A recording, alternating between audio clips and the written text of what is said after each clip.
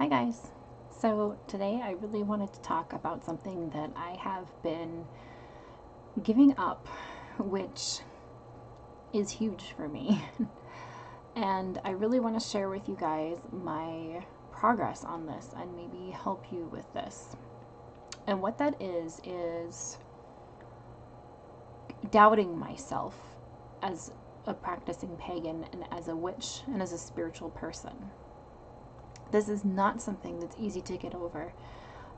It's not something that's really simple to overcome, and it's something that I will be struggling with for forever, because I feel like even those who dedicate their whole lives to their faith, for instance, the only thing that can come to mind really is like those who are deep in clergy, like nuns and whatnot. I'm sure they doubt their faith, but I always found myself admiring that, the ability to immerse yourself in spirituality, that you live it day in and day out. And that's been something that I have been trying to seek, having that daily presence of my spirituality, because I feel like reconnecting to my spirituality and my path helps me alleviate some of the issues that I deal with, for instance, with mental health. I have chronic depression, which I believe is called dysthymia, if I'm not mistaken. And I have generalized anxiety disorder. So that it can be daunting sometimes, and it affects you on a very spiritual level if you're a spiritually inclined person. So having that ability to reconnect spiritually is something that I have been so heavily seeking, because I feel like it brings more balance to me and it makes me a happier person overall and more pleasant to be around. And I see the bigger picture a lot more instead of being so focused internally, and it's just overall a fantastic thing. But I have struggled so much with maintaining a daily practice, and that's something I'm still working on. But that's not really what this video is going to be about. This video is more about focusing on that doubt and alleviating that doubt, and what you can do to try and put yourself more in that altered state of consciousness, or that spiritual moment, or sit in sacred space. So for the longest time, my default, even though I have been on this path since I was about 15, my default was just so atheistic. And I think it's because I am so immersed in those around me who are either Christian or atheist. And so I think it's a little bit easier when you have that communal effort of those two that you can go to, that you can talk to, that encourage you and understand your path and don't judge you. Not to say that my support system here, who is not of my beliefs, judge me. They don't really. They're quite wonderful. But you do still feel that there's that sense of judgment or the sense of misunderstanding, because they just can't connect on that level. That's not what works for them. And that's okay. That's what's for them, and this is what's for you. But having that sense of encouragement is very empowering. And so having someone say like, hey, how did your ritual go? Oh, did you do that reading? Oh, what was your dream about? Let's talk about the symbols in that. Or, it's just empowering to be able to have someone to come to that understands that. And that's why I came to YouTube, to seek that camaraderie. And I have found it, which is astonishing. So I think that laid the way for me to be able to practice my craft and to let go of my inhibitions, and to trust my doubt, and to trust that what I am doing is what is just what is. There are so many times before that I would feel so silly in ritual, or I just would be half-hearted in it, and I would just feel foolish, because I'm not a very theatrical person. I'm turning off that screen because it got really bright.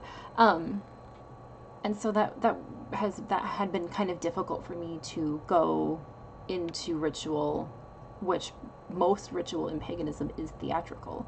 I was very drawn to that. I loved that. I felt that it could play on my imagination and that I could use creative visualization a little bit easier, but it took me quite a while to get over that hump where I felt so silly.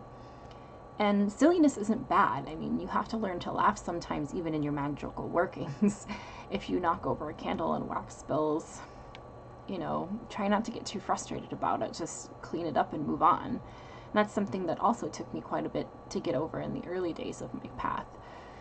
But the last 2 workings I have done were within a week of each other, and that actually is rare for me. And I have spent quite a few years in this path in a stillness and no progression. And I didn't actively practice because I made all these excuses as to not, or I made all these doubts as to think that I was not good enough, or I was not magically inclined enough, or I was not really there to have faith in my own abilities. Yet I sat there and looked at everybody else around me who I admired and thought, man, they're so gifted. But we all have that gift. And if witchcraft and the path of paganism is what works for you, it can take quite a bit to stop doubting so much the experiences that you have. But once you start to open your mind up to the things that you're experiencing, everything else falls into place. I know for one for me, when I started to have very profound experiences, I started to look back because it had opened a block inside me, and I started to look back and realize all of the other ones that I had that I paid no attention to. And I realized, holy crap, there's a lot that happened. So I think that having that doubt, excuse me, having that doubt it consumes us, and it's really difficult to get over it. And I think the other issue that I struggled with is that I always expected something really profound to happen, like in the sense that all of my experiences had to be something incredible. And that's not the way that it works. A lot of the time, the experiences that you have, for say if a spell manifests, it's going to manifest in a very subtle, coincidental way. And if you're paying close attention, you'll realize, oh, there it is. So that started to happen to me as well. I started to think back to the things that at the time seemed subtle, suddenly were not. And I was like, oh, that's interesting. Oh, that's what that means now. I'm sure that you guys have had those experiences where you're like, this didn't make sense at the time. And then you're just like, oh, no, there it is. So, the last 2 workings I've done were both involving meditation, which is something that I have been trying very hard to set aside once a week to try and do, and try and learn more about astral travel and journeying. Words today. I think I need more coffee, guys. That mom tired brain. And I think that I have a sort of naturalness to being able to do this, but I've hindered myself because I've sat here and thought this whole time it's not profound enough, or what if the experiences I'm having aren't legitimate? And then I realized that they're legitimate to me, so why does it matter? Another example is the few times that I have put my whole heart into spells. The 2 greatest examples of them manifesting were the 2 fertility spells that I cast before I conceived my sons. And I will never forget how that occurred. I'm going to get a little personal here, but I won't get too personal. This is why we edit, guys. As you guys know, I have endometriosis. I've done a video on it talking about my journey with it. But when I decided to try for my first child, my doctors were pretty convinced that it was going to be a rough road. And I was terrified to deal with fertility treatments, and I was terrified to experience all that came with that. And for any of my followers out there who have gone through this, my heart is with you. I know some people personally who are very dear to me that have gone through this as well, and it's there's no words. There's really no words. So I decided to try and do a spell to conceive, and I did it on Ostara in 2014. Sorry if you hear noises, that's my kiddo. He's okay, he's just playing in his room. Well, I did that spell on Ostara of 2014, and on April 10th of 2014, I found out that I was pregnant with my first son. Now, that journey was not easy. I had him a month early. He was a preemie, and it was very difficult, but he's healthy. He's a healthy 4.5-year-old boy, and I am very blessed to have him. And even my doctor had said, I don't know how you did this. So then after my son was about 1.5 years old, I had decided that I wanted to add to my family. I wanted him to grow up with a sibling. I grew up with 2 older brothers, and I loved having them. I love them very dearly. Well, I did the same spell on Ostara, and 2 months later, I found out I was pregnant again. So, you know, so many people can argue that, oh, maybe it's just coincidence. Maybe your condition wasn't as bad as they thought it was. Maybe just something happened. But I've started to understand, as I go further and further into my spiritual path, that there's no fucking coincidences, guys. The things that happen by sheer chance are the very minimalistic stuff. The big stuff like this, that's not chance. At least not in my opinion. And I think that there's more mystery to life. I feel like there's stuff that we're not. Luna's on my altar. She knows she's not supposed to, right, lady? Okay. She's gonna hang out now. Hang out. I forget which way the camera is. But I have always believed that there is meant to be some mystery to life, and that we're not meant to know everything, and that there are always supposed to be questions. If we knew everything, how boring would that be? I'm getting typical Aquarian here. I always spark conversations like this with my friends and family that I'm very comfortable with discussing this kind of stuff. But I've wanted to do this video for a while just because I felt so empowered lately, in the sense that I have let go of that doubt. And the last 2 times that I did ritual, or I did spell work, or I did meditation, I tried not to waver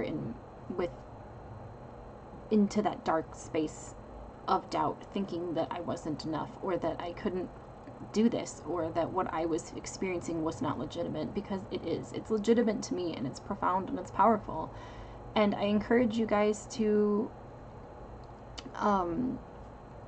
try and explore with your own creative visualization. You sit here and you think, oh, it's just my imagination, but that's you doing creative visualization. Or altering your state of consciousness. The best things that have worked for me is to set the mood.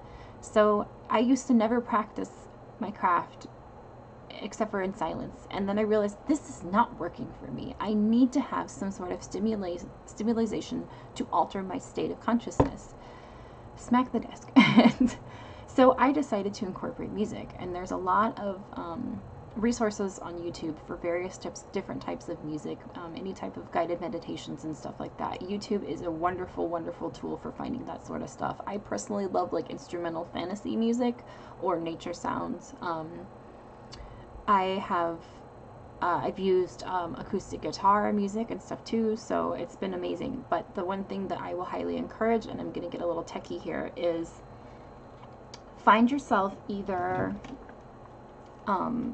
a Bluetooth portable speaker. This is called the Anker Soundcore, and we got it on Amazon. I believe it was only $25. This thing is amazing. We've had it for like 1.5 years, and it's freaking solid. And it's, excuse you, miss, it's USB chargeable, and it will tell you if it needs to be charged, especially if it connects to your phone. You'll see a notification that pops up that says like Anker Soundcore, so such and such battery life. Completely portable, sounds wonderful. I use this sometimes in here in Ritual. It mostly hangs out in my kitchen because I like to play music when I cook. But yeah, sometimes if it's gone from our kitchen counter, my husband probably knows that I'm in Ritual. The other thing that I would really suggest, especially if you're doing astral travel, meditation, or anything like that, is get yourself a decent pair of noise-canceling headphones. This is my gaming headset. This is a Corsair Vengeance. I actually can't remember. I can't remember the model number, but if you just type in Corsair Vengeance into Google. This, however, is a USB-only headset. So, but it sounds amazing and it's incredible. But my one, I'm trying to figure out where to put it because my desk is so small. My one thing to combat the USB only if you want to connect it to your phone is you can get these nifty little things, which are, my phone is a Type-C charger. So my husband ordered a couple of Type-C to USB converters. So this is the part that plugs into the bottom of your phone. If you have a Type-C, you'll see it's kind of, it's circular. Sorry for the cat hair. So if you have one of these, you have Type-C. And then you have the other part, which is the USB, which would plug into the headset. So that's been incredible for me to be able to have the noise canceling headphones on. And I only do this at night when my kids are asleep if I'm doing any sort of meditation or astral travel and stuff. And I usually go downstairs and hand my husband the baby monitor. I'm like, I'm gonna go get witchy, so you're solo dad for a bit. And he's like, okay, honey. But so it's really important to set that mood. If music is your thing, like it is for me, it's been incredible, and it's really, really helped me tremendously to get into that state. Guided meditations are another thing that have helped me a lot, but I have started to explore outside of that box and started to just sit and listen. I read recently in a book something that kind of struck with me. It said that